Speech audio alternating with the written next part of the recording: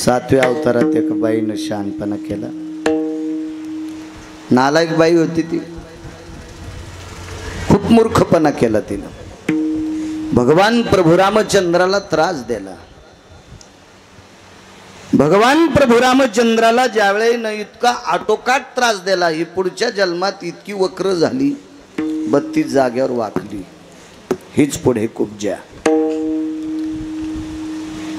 32 जाग्यावर वाकलेली बाई कशी दिसत असेल? तिला पाहता येत असेल का नीट? चालता येत असेल का नीट? 32 जाग्यावर वाकलेली.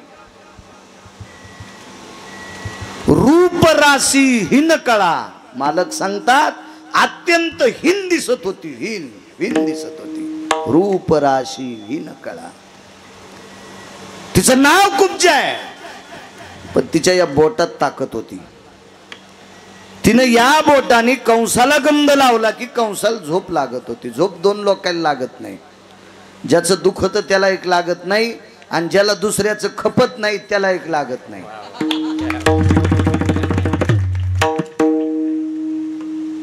डोळे दुखायल्यावर झोप लागत नसती. पाठ दुखायल्यावर, पोट दुखायल्यावर, डोकं दुखायल्यावर कशी झोप लागत नाही. पण ती झोप लागण्यासाठी डॉक्टरकडे औषधं आहेत. पण अशी एक बिमारी आहे ज्याला दुसऱ्याचं खपतच नाही. त्याच्या अंगावर गोदडे टाका, रगी टाका, रजाया टाका, त्याला एसी लावा, पंखे लावा, कूलर लावा, ते नुसतं छताकडेच पाहतं. त्याला खपतच नाही दुसऱ्याचं. असा कंस होता. मग या कंसाला झोपच लागत नव्हती, म्हणून कंसाला हिनं गंध लावला की झोप लागायची. हिला राजदासी पद दिलं. राजाला झोप लागत होती, तिनं गंध लावला की राजा आहे कंस मथुरेचा. पद दिलं. आता पद आल्याच्या नंतर माणूस हा नीट चलत नसतो. ती कोणालाही आरतुरच बोलत होती. पद आल्यावर आमच्या इथे एक जण भजन करायचं, तसं नव्हतं आमच्या इथं, पण तुम्हाला सगळ्याला राग येईन म्हणून आमच्याच गावात घेतो. पण तुमचं सांगायलो हे ध्यानात ठेवा. आमची इथे एका माणसाला दिसत नव्हतं, आणि आमच्या इथं खरंच एक व्यक्ती न दिसणारी भजन करत होती. पण ती गुरुवर्य सुरदास महाराज होती. ती फार अधिकारी होती, फार महात्मा होती. माझ्यावर कृपा त्यांचीच, म्हणून मी परमार्थात आलो. माणसाकडे पद आलं की माणूस थोडा एकरल्यासारखा चलतो. एखाद्याला भजन म्हणता आलं की ते बाकीच्या येड्यातच काढीत. एक जण म्हणला, महाराज आम्हाशिवाय गावातलं भजनच होत नाही. तू आता मरण, गाव पाकिस्तानी होतं का पाहू. तुझ्यामुळं कसं भजन चलल, आणि तुझ्यामुळं भजन असतं का? आणि याच्या मागचे भजन करणारे मेले नाही का? महाराष्ट्र पाकिस्तानी झाला का? असं कसं शक्य आहे? बया सुद्धा म्हणतात, सुनाल मायामुळं तुमचं चांगलं आहे. तुझंच नशीब खोटं आहे. हो हो, तू 4-4 किलोमीटर पाय गेलीस खुरपायला. आता फक्त खुरपिनार बायाच्या पुढं हलकी वाजवायची राहिली, माया पुढं वाजली अशी, आणि पाय घड्या टाकायच्या राहिल्या. नाही तर गाडी एक नाही त्याला बसायला. उलट तू नशीब खोटं, तू काय सुनालीच किती मायामुळं तुमचं बरं, मायामुळं तुमचं बरं. काहीच नाही. आशीर्वाद देत राहायचं, बरं होतच राहतंय. असं काही नसतंय. ते भजन करायचं, आणि भजन करीत असताना मग आमच्या इथलं एक पोरगं मुंबईला शिकायला होतं. तिकडं नोकरी लागली. गावाकडे दिवाळीला आलं, आणि त्यानं मला सांगितलं, बाळू यायला आपल्याला कंदील द्यायचा आहे. आणि त्याला नव्हतं दिसत. ज्याला दिसत नाही त्याला कंदील काय करायचं असं मला वाटत होतं. दिसतच नाही त्याला, कंदील कशाला द्यावा. पण शिकलेल्याच्या पुढे आपल्याला जाता येत ना. मग शिक्षण 7वी, आणि तो BA झालेला होता. तसे मी त्याच्यासारखे 5-50 अवताला झुपीन, त्याच्यात बद्दल काय नाही. पण ते शिकलेला होतात ना जास्त. आता त्याला शिकलेल्याला शिकलंच म्हणावं लागेल. आपण काय धोत्र्या माणूस. धोत्रावाल्याला इतकं साधं समजू नका. या जीनच्या पॅन्टीवाल्या जुन्याला साधं समजित, त्या टिकल्यावाल्या लुगड्यावाल्या बायकायला साधं समजित. जरा हिशोबात राहत जा, झोपीत भिताडा अंगाव पडन. या लुगड्यावाल्यानं जमिनी कमवून ठेवल्या म्हणून तुम्ही तुपात चपात्या बुडून खालात. या लुगड्यावाल्यानं जर म्हाताऱ्याला सांगून जमिनी इकावं लागल्या असत्या, तुम्हाला मुंबईला गटारा उपसायला जावं लागले असते. या जुन्या बायाचं जरसं ध्यान ठेवा. या टिकल्यावाल्याने हिशोबात राहत जा जरसं. या जीनच्या पॅन्टाडावाले धोत्रावाल्याला किंमत देत नाही जुन्याला. एक टायमाच्या भाकरी खाल्ल्या हो, एक टायमाच्या. काल एक माणूस भेटला म्हणे महाराज एकादशीच्या दिवशी माय चोळी बांधित होती पोटाला, फराळालाच भेटत नव्हतं पण एकादशी धरायची, चोळी बांधायची पोटाला आवळून चोळी, दिवसभर उपाशी राहायचं, एकादशी धरायची. काय परिस्थिती असेल त्या काळात. म्हणून जुन्या लोकांना प्रणाम करत जा, जुन्या माणसांचा आदर करत जा. संप्रदायात सुद्धा जुन्या लोकांचा आदर करायचा. नवीन आलेले जे नवीन जुन्यांना मोजीत नसतील ना, यायचा कव्हा खंदील फुटन सांगता येत नसतो. म्हणून जुन्यांना मोठं म्हटलंच पाहिजे. का? कारण जुन्यांनी परमार्थ केलाय म्हणून आपल्याला परमार्थात येता आलंय. तू काल परवा आलास, जरा टाचा खाली टेकी जाय, लय पंजाब चलशील तर इतका हेडगळशील, कोण्यात दवाखान्यात ऑपरेशन होणार नाही. काय का नाही, पाय टेकून चाललं पाहिजे माणसाने. हो, एकदा फ्रॅक्चर झालं मग ऑपरेशन, भारतातला दवाखाना पुरायचा नाही, दुसरीकडे झाला तू ही ताकद नाही, तिकडंच उकांडे उकरीनं जाग्यावर हिशोबात राहिलं पाहिजे. मोठ्यांचा कधी अपमान करायचा नाही. शिकलेलं होतं ते म्हणे महाराज यायला कंदील द्यायचा. म्हणलं त्याला तेल, ते म्हणलं आपण वर्षाचं एकदा तेल भरून देत जाऊ. 10 लिटर घासलेटाची कॅन आणून दिली. ते म्हणले कंदील. म्हणलं हो आता कंदील अंध माणसाला तुम्ही द्याले, पण त्याचा स्वभाव कडक आहे, म्या द्यावा ते माझ्या तोंडात आणायचं म्हातारं. मग ते आल्याबरोबर ते मी म्हणलं कंदील तुला काय वाटतं म्हणे मला कंदील द्यायला. मी म्हणलं मी नाही द्यायला, आपलं पोरगं मुंबईला साहेब आहे. बरं साहेबांनी द्यायला होय, साहेबांनी द्यायला म्हणलं आंधळं खूप झालं, आणि मी दिलं म्हणल्यावर माया ओसकटलं होतं. मग ते म्हणले साहेब मला अंध माणसाला कंदील काय नाही. म्हणले जिजा तुम्ही रस्त्यानं चलताना काठी आपटीत आपटीत रस्त्याच्या कडीनं चलता, काठीचा आवाज आल्यावर लोक लक्षात घेतील तुम्ही आले, पण कंदील तुमच्या हातात आला की कंदलाच्या प्रकाशानं लोकायला दिसत जाईल की तुम्ही रस्त्यानं चालले, लोक तुमच्या लांबून जातील. पण माणसाकडे एखादं पद आलं ना, माणूस थोडासा येड्यावानी करीत असतो, येड्यावानी करीत असतो. काय बांधकाम चालू आहे का माझं? हां नाही ते काढू द्या ना आता, ते काढतच प्रसाद होईल. हो ना, आपली सोय ते नाही वाजल्यावर काय खायचं मग. विठ्ठला विठ्ठला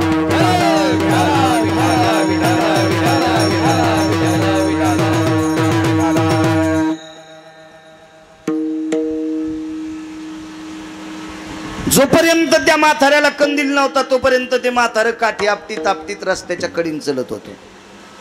माणसाकडे एखादी गोष्ट आली की माणूस या करतो.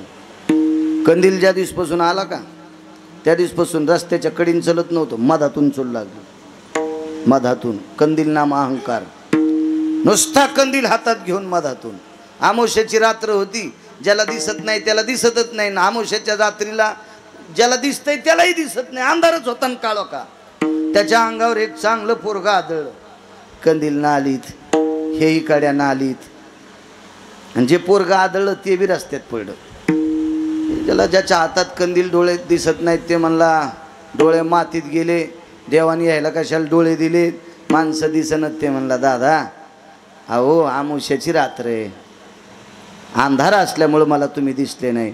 कंदील नाही दिसला का? ते म्हणला मंदिरातच इजला होता. मग मंदिरात इजलेला कंदील घेऊन जर माणूस इतकं या करत आहे, एवढं या करत आहे, तर तिला राजदाशीपदी भेटली होती किती या करली असेल कल्पना करा ना. काय तिरपट चलत असेल ती, गावातल्या कोण्याही बाईला आरोतुरच आरोतुरच. पण तिच्या हातानं मात्र गंध लावला की कंसाला झोप लागायची. कंसाला तिने एके दिवशी विचारलं, राजा मी तुम्हाला गंध लावल्याच्या नंतर तुम्हाला झोप लागते, तुम्हाला थोडीशी काही जाण आहे का माझ्या शरीराची? माझं वाकलेलं बोट आहे, मला तुम्हाला गंध लावता येत नाही. एखादा वैद्य बोलवा, डॉक्टर बोलवा, माझं बोट सरळ करा, मनगट सरळ करा, कोपरं सहन करा, दंड सहन करा, मनगट सरळ करा. राजा म्हणला तू या अंगावून जे शिबी घातली तरी तू नीट होत नाहीस, कारण वाकलेलीच इतकी होती ना. ते काही सरळ व्हायच्या मानसिक, एखादं रोड दाबायचं जरी टाकलं तरी सरळ होत नव्हती इतकी, कारण पापाची हाडं होते ना. ते एवढं पाप केलं तर मागच्या जन्मात, म्हणून जाग्या जाग्यावर 32 जाग्यावर वाकली होती. रूपराशी विन कळा मालक सांगतात. मग आता तुला काही तू नीट होत नाहीस. पण काय परिणाम राजो, 11 वर्ष 53 दिवस पंढरपुरातले मालक द्वारकेत राहिले. चुकून बोललो, गोकुळात राहिले. आणि मग गोकुळातून 11 वर्ष 54व्या दिवशी सकाळी मथुरेकडे निघाले. मथुरेत आल्याच्या नंतर भगवंताला सुरुवातीला एक शिंपी भेटले. शिंपी आपण त्याला टेलर म्हणतो. टेलर वेगळा आणि शिंप्याचं कुळ वेगळं. ते वंशानंही कुळानंही शिंपीच होते आणि व्यवसाय सुद्धा शिंप्याचाच होता, म्हणजे कपडे शिवायचाच होता. भगवंताला आणि बलराम दादाला पाहिल्याबरोबर त्या शिंप्यानं कपडे लहान मोठे करून दिले. त्याच्यावर आशीर्वाद दिला. महाराज काय देवाला एकदा पाहिलं त्या शिंप्यानं, एकदा पाहिलं तर अख्ख्या शिंप्याच्या कुळाचा चंद्र सूर्य येतोपर्यंत त्या कुळाचं नाव निघावं, त्या कुळाचा उद्धार व्हावा म्हणून त्या कुळात नामदेवरायांनी जन्म घेतला. शिंप्याच्या कुळात पुढे गेल्याच्या नंतर एक सुदामा नावाचा माळी भेटला. सुदामा नावाचा माळी होता. तो कंसाला हार घालीत होता. त्या माळ्यानं नुसतं बघितलं, चेहरा पाहिल्याबरोबर भगवंतानं आशीर्वाद दिला. अरे तुझंही कुळ पवित्र करण्यासाठी एक असा साधू तुमच्या कुळात जन्माला येईल की तो माझ्याकडे येणार नाही, मीच त्याच्याकडे जाईल. संत सावता बाबा जन्माला आले. काय काय ताकद असते महाराज. वंशात एकानं देव पाहला, वंशात एकानं प्रसन्नपणे देव पाहला तर अख्खा वंश पुनीत करणारा व्यक्ती जन्माला आला. शिंप्याच्या कुळात एकानं देव द्वापार युगात पाहला तर अख्खं कुळ पवित्र करण्यासाठी नामदेवराय त्या कुळात जन्माला आले. आणि समोर ही कंसाला गंध घेऊन जात होती. वाटी होती सोन्याची, चंदनाचा गंध होता आणि 32 जाग्यावर वाकलेली काठी टेकीत टेकीत टेकीत निघाली. पण रथात भगवंताला पाहलं, खाली उतरवलं आणि गंध लावला. प्रसन्नपणाने पाहलं, पाप कायमचं संपलं. दादा म्हणले काय करायचं हिला, मागच्या जन्मात त्रास दिला, जाऊ द्या म्हणले दादा, पण आता मला पाहिल्याच्या नंतर हिचं पाप संपलं. कोटी ब्रह्म हत्या मुख पाहता जाती, काय महिमा वर्णवाता सांगणे किती. कोटी ब्रह्म हत्या मुख पाहता जाती. कोट्यावधी ब्रह्म हत्येचं पातक मुख पाहिल्याच्या नंतर जाते. मला पाहिलंय तिनं, आता हिला याच्यात ठेवायचं नाही. आणि मग दाढीला धरून कटकट कटकट कटकट कटकट वरी लोटली. इतकी सुंदर झाली, इतकी सुंदर, हातातली वाटी फेकून दिली. 35 वर्ष गंध लावला म्हणे पांचट कंसाला. मेल्याने एक बोट नीट नाही केलं. याला एकदाच गंध लावला तर काय सुख दिलंय, किती सुंदर केलंय. घरी गेली ना आवाज दिला, सुनबाई. आता सुनाला वाटत होतं माया सासूल सुनबाई म्हणायला 2 मिनिटं लागत होते. म्हणजे तोंड वाकलेलं, जीभ वाकलेली, मान वाकलेली, डोळे एकीकडे गेलेले, कपाळी एकीकड, मेळ नव्हतं ना. 32 जाग्यावर वाकलेली आणि इतक्या जोरात मला सुनबाई कोण म्हणतंय. म्हणून ती आतली सून पाहला आली. सासूल पाहलं तर सासू 20 वर्षाची, सून 60 वर्षाची. असं एखाद्या वेळेस वेगळं काम झाल्यावर बी होतंय बरं, पण तसं काही झालं नव्हतं. हा काही काहीलाच कळालं ते, पण तसं नाही. सून 60 वर्षाची आणि सासू 20 वर्षाची. कोण आपण. सासून सांगितलं, अगं तुम्हाला ओळखीत नाही, हे सगळं वैभव मीच कमीलं तू यासाठी. साऱ्या किल्ल्या तुझ्या हातात देऊन टाकल्या आणि तुम्हाला ओळखीत नाही. ते म्हणले, आत्या आवाजावून लक्षात आलंय, पण रूप लय सुंदर झालं तुमचं. तुम्ही औषध कोणतं घेतलं. डोळ्यातून खळाखळा पाणी आलं आणि कुब्जा नावाच्या दासीने आपल्या सुनेल सांगितलं, बाई मी एकच औषध घेतलं, त्या दुःख गेलं. सुखाच्याही पलीकडचं सुख सौंदर्य तिला प्राप्त झालं. पाहता श्रीमुख गोविंदाचे. काय देवाच्या मुखात ताकद आहे. नृग नावाचा राजा होता. त्या राजाने गाई दान दिल्या. गाई भरपूर होत्या आप्पा त्याच्याकडे. गाई दान देत होत. चांगली गाय दान द्यायचं.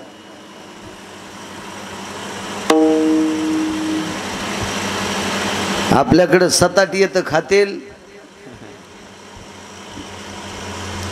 आणि सापळा झाल्यावर गाय दुसऱ्याला देते. असे माणसं काय काय हुशार.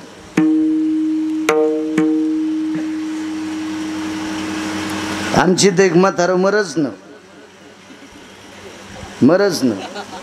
मग या काही जुन्या म्हाताऱ्या असतात त्या सांगत असतात त्याच्या मरण्याचं साधन. त्याला बाजाच्या खाली घ्या, त्याचा जीव आड्यात गुतला. म्हणजे ते बाजाच्या सुंबाचे आडे असतात ना, एक नाही असं म्हणत होते ना पहिले, आड्यात गुतला.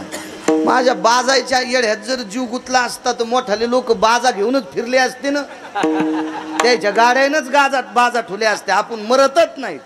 हो, काही ना तर बाजा अंगाला बांधल्या असत्या, अशा बारकाल्या करून कुत्र्याला असतात ना बारकाल्या बाजा, तशा डोसक्यावर घेऊनच फिरले असते, आपण मरतच नाही. असं कुठं काही बी असतं का? जुना काळ. एक म्हातारी म्हणली यायला बाजाच्या खाली घ्या, बाजाच्या खाली घेतलं 3 हप्ता तरी मरण. खाईन पिईन काय होईन, नुसतं टुळू टुळू टुळू टुळू पाहू लागलं. दुसरी म्हातारी आणली, म्हणली बाई यायच्या हातानं 10 किलो ज्वारी द्या महाराजाला. मग 8 पायल्याचं टोपलं, आमची पायली लहान आहे 4.5 किलोची, असे 4 पायल्याचे 2 टोपले आणले. ती बाई म्हणली डावा हाती एका टोपल्यात घाला आणि उजवा हाती एका टोपल्यात नुसता याच्या हाताला ज्वारी लागू द्या आणि ती ज्वारी महाराजाला देऊन टाका.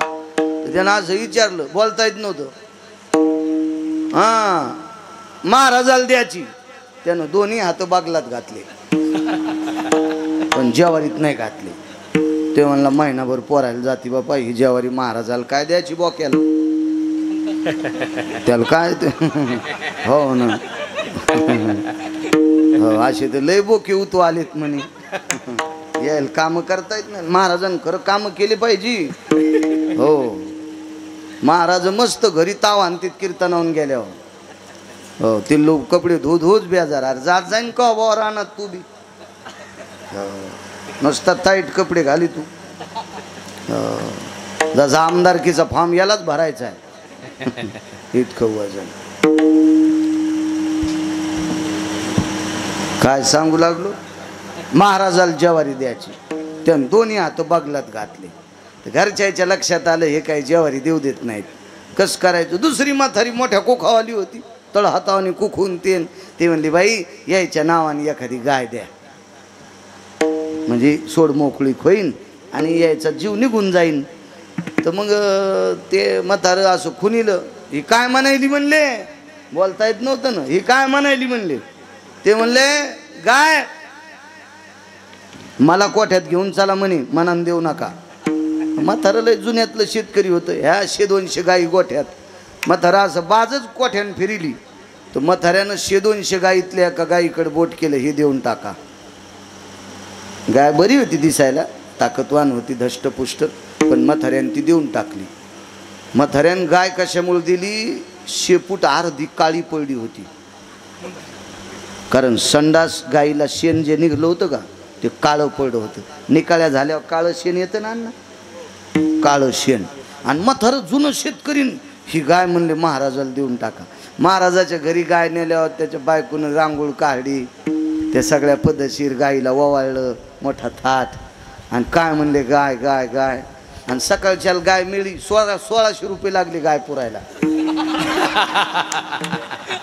महाराजाला गाय पुरायला 1600 रुपये लागले. गाय काऊन दिली, ती निकाळ्या झाल्यावर 12 तासात गाय मरती. हे डॉक्टरला काय कळतं, आपल्या जुन्या लोकायला बी कळत ना. डॉक्टर काय आता शिकून झालाय, जुन्या लोकायला किती कळत आहे. शेतकऱ्याला साधं समजिता का. अगा जियाच्या सोटाची निभये, कामाच्या पीत जाय, धेनू प्रसवनेची पाहे, कृषी कर्मागा. सोट लोंबल्याबरोबर शेतकऱ्याला